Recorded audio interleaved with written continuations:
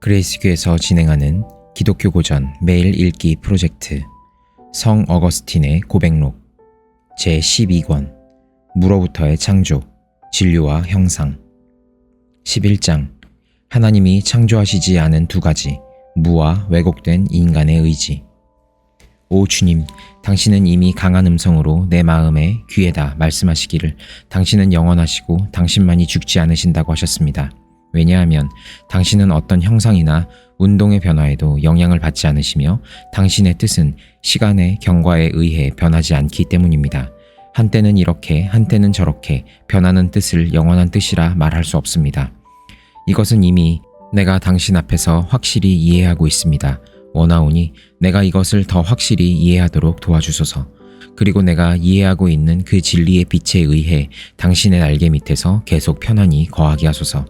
오 주님, 당신은 또한 강한 음성으로 나의 마음에 귀에다 말씀하시기를 당신이 모든 자연과 실체를 만드셨다고 하셨습니다. 당신이 창조하시지 않은 것은 다만 존재하지 않는 절대무와 최고의 존재자이신 당신에게 등을 돌리어 열등한 것들에게 향하는 왜곡된 의지뿐입니다. 그러한 의지의 운동이 바로 사악한 것이요 죄인 것입니다.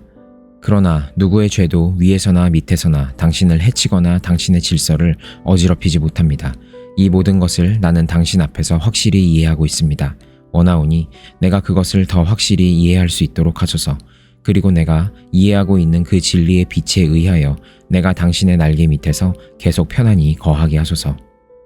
당신은 또한 강한 음성으로 내 마음의 귀에다 말씀하시기를 당신만을 관상하고 즐기는 그 피조물 하늘의 하늘이라도 당신과 같이 영원하지는 않다고 하셨습니다.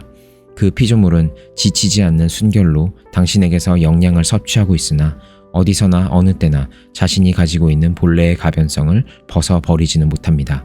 그러나 그 피조물은 항상 당신 앞에 있어 당신에게 온 사랑을 다하여 의존함으로써 오지 않는 미래를 기대하지도 않고 과거의 시간으로 지나가 버린 것을 기억하지도 않습니다.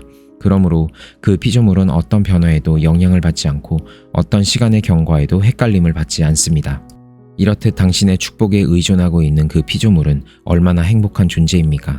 그 피조물은 당신 안에서 행복합니다. 그것은 당신만이 그 피조물의 영원한 거처가 되시고 조명자가 되시기 때문입니다. 나는 당신에게 속해 있는 이 하늘의 하늘을 당신의 집이라고 부르는 것보다 더 적절한 표현을 찾지 못했습니다. 이 집에서는 당신 안에 있는 즐거움을 항상 관상하고 있기 때문에 다른 낮은 존재에 마음을 두어 그리로 하락하는 일이 없습니다. 그곳에서는 천국의 시민들, 즉 거룩한 영들이 순수하고 완전한 일치된 마음을 가지고 안정된 평화 속에서 지내고 있습니다. 이제 당신을 떠나 먼 나라로 떠나간 영혼으로 하여금 이것을 통해 무엇을 알게 하소서. 만일 그 영혼이 당신을 갈망하게 된다면, 그리고 사람들이 종일 그에게 내 하나님이 어디 있느냐고 말할 때 쥐하로 흘리는 그 영혼의 눈물이 그의 음식이 된다면, 또한 그 영혼이 당신에게 간구하는 것이 단 한 가지, 즉 당신 집에서 평생토록 살게 해달라는 것 뿐이라면, 이러한 영혼으로 하여금 당신은 영원성에 있어서 모든 시간을 초월하여 계시다는 것과 당신의 집은 당신에게서 결코 떠나가지 않음을 알게 하소서. 이 당신의 집은 당신과 같이 영원하지 않지만 계속 밑으로 떨어지지 않고 당신께 의존하고 있기 때문에 시간의 무상함을 경험하지 않습니다. 이것은 내가 당신 앞에서 확실히 이해하고 있습니다. 원하오니 내가 이것을 더 확실히 이해하도록 하소서. 그리고 내가 이해하고 있는 그 진리의 빛에 의해 당신의 날개 밑에서 계속 편안히 거하게 하소서. 그러나 당신이 후에 창조한 세계에서 가장 낮은 층을 이루고 있는 이 세계의 사물의 변화에 무슨 종류의 무형의 요소가 있는지 나는 모릅니다. 누가 이것에 대하여 나에게 설명해 줄 수 있습니까? 어떤 사람이 나에게 설명하기를 만일 모든 형상이 사물에서 사라져 없어진다면 마지막으로 형상이 없는 어떤 것이 남게 되는데, 바로 그것 때문에 사물이 하나의 형태에서 다른 형태로 변화해 나가며 시간의 변화도 그것으로 인해 생긴다는 것입니다. 그 사람은 자기 마음이 텅 비어 있어 자신의 상상 속에서 이리저리 헤매는 사람입니다. 나는 그렇게 생각하지 않습니다. 왜냐하면 여러 가지 운동의 변화가 없는 곳에는 시간이 있을 수 없고 형상이 없는 곳에는 운동의 변화가 있을 수 없기 때문입니다. 12장 시간의 지배를 받지 않는 두 피조물. 오 나의 하나님, 당신이 나에게 능력을 주시고 내 마음을 자극시켜 문을 두드리게 하시며 또한 당신이 나에게 그 문을 열어주시는 범위 내에서 나는 이 문제에 대하여 생각해 보았습니다. 나는 당신이 만드신 피조물 중에 두 가지가 시간의 영역 밖에 있다는 것과 그러나 그들은 당신과 같이 영원한 존재는 아니라는 것을 알게 되었습니다. 그 중 하나는 변할 수 있는 가능성을 가진 존재로 만들어졌지만 당신을 끊임없이 관상함으로 어떠한 변화도 경험하지 않기 때문에 계속 영원성과 불변성을 누릴 수 있습니다. 그러나 그 중 다른 하나는 아무 형상이 없기 때문에 운동과 정지와 같은 형태의 변화를 할 수가 없습니다. 따라서 이것은 시간의 영역 안에 있지 않게 됩니다. 그러나 당신은 이것을 무형의 상태에 내버려 두시지 않으셨습니다. 당신은 모든 날 이전의 태초에 내가 이미 말한 바 있는 두 가지 피조물인 하늘과 땅을 창조하셨습니다. 그때 땅은 볼 수 없었고 아무 형상이 없었으며 어둠이 깊음 위에 있었습니다. 이 말씀은 무형이라는 개념을 우리에게 암시해주고 있는 것입니다.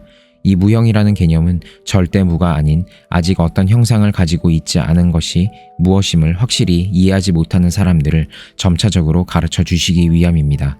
바로 이 무형의 진료에서 당신은 저 궁창, 두 번째 하늘과 질서가 있게 보이는 이 땅과 아름다운 바다와 이 세계 안에 있는 모든 것을 창조의 날에 따라 창조하셨습니다. 이 모든 것은 정해진 운동과 형상의 변화로 인하여 시간의 무상성에 지배를 받도록 되어 있습니다. 13장 영계의 존재들의 암. 오 나의 하나님, 내가 성서의 말씀 태초에 하나님이 천지를 창조하시니라. 그리고 땅은 보이지 않았고 아무 형상이 없었으며 흑암이 깊음 위에 있더라를 읽고 이렇게 이해합니다. 성서는 어느 날에 당신이 하늘과 땅을 지으셨다고 말해 주지 않습니다. 그 이유를 나는 이렇게 생각합니다.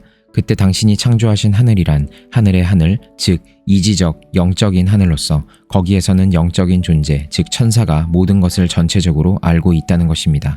거기에서는 인간들이 이 세상에서 거울로 보는 것 같이 희미하게 알듯 부분적으로 아는 것이 아니고 모든 것을 얼굴과 얼굴을 대하여 보듯이 동시적으로 또한 전체적으로 확실히 알고 있다는 것입니다. 그러므로 거기에서는 시간의 흐름에 제약을 받아 하나를 알게 된 다음에야 다른 하나를 알게 된 것이 아니고 시간의 흐름에 관계없이 모든 것을 동시적으로 알게 됩니다. 그리고 땅이 보이지 않고 아무 형상을 가지고 있지 않았다는 말은 땅이 아직 볼 수 없고 형상화되지 않아서 지금은 이것, 다음은 저것으로 변하는 시간의 영향을 받지 않았다고 이해합니다. 왜냐하면 형상이 없는 곳에는 아직 이것과 저것이라는 변화가 있을 수 없기 때문입니다. 그러므로 성서에 아무 날을 말하지 않고 다만 태초에 하나님이 천지를 창조하시니라고 기록한 것은 태초에 형상을 부여받아 창조된 피조물, 즉 천사와 형상이 없는 땅을, 즉 하늘의 하늘과 보이지 않고 형상화되지 않은 땅을 가리킨 것이라고 나는 생각한 것입니다. 그리고 바로 이 말씀을 뒤따라 우리가 볼 수 있는 실지의 땅이 무엇임을 말해주고 있는데 그것은 둘째 날에 만들어진 것으로서 하늘이라고 우리가 부르는 궁창인 것입니다. 이것으로 미루어 보아서 우리는 성서의 첫 말씀에 아무 날을 언급함이 없이 창조된 그 하늘이 무엇을 뜻하는 것인지를 알 수 있습니다. 14장 성서의 깊은 뜻. 당신의 말씀의 깊이는 얼마나 오묘합니까? 우리들에게 나타난 그 표면의 의미는 어린이들도 좋아합니다. 오 나의 하나님, 그러나 그 표면 뒤에 있는 뜻이 얼마나 오묘하고 깊이가 있습니까? 그래서 우리는 성서를 두려움과 떨림으로 들여다봅니다. 즉, 존엄과 사랑을 가지고 들여다봅니다. 따라서 나는 성서를 미워하는 자들을 신랄하게 비판합니다. 내가 바라는 것은 당신이 양쪽에 날선 검을 들어 그들을 쳐 죽임으로 그들이 성서의 적이 되지 않았으면 합니다. 그럼으로써 그들이 자신에게서는 죽는 것이 되지만 당신을 향해서는 살게 되기를 바랍니다. 반면에 세상에는 창세기를 비난하기보다는 그 책을 오히려 찬양하는 자들도 있습니다. 그러나 그들은 나에게 반론을 제기하기를 하나님의 영이 그의 종 모세를 통하여 이것을 기록하게 한 것은 내가 설명한 것처럼 이해하라는 것은 아니다. 우리가 설명한 것이 옳은 해석이다 라고 말합니다. 우리 모두의 하나님이시여 당신께서 우리의 심판자가 되어 주소서. 당신 앞에서 그들에게 던진 나의 대답은 이러합니다.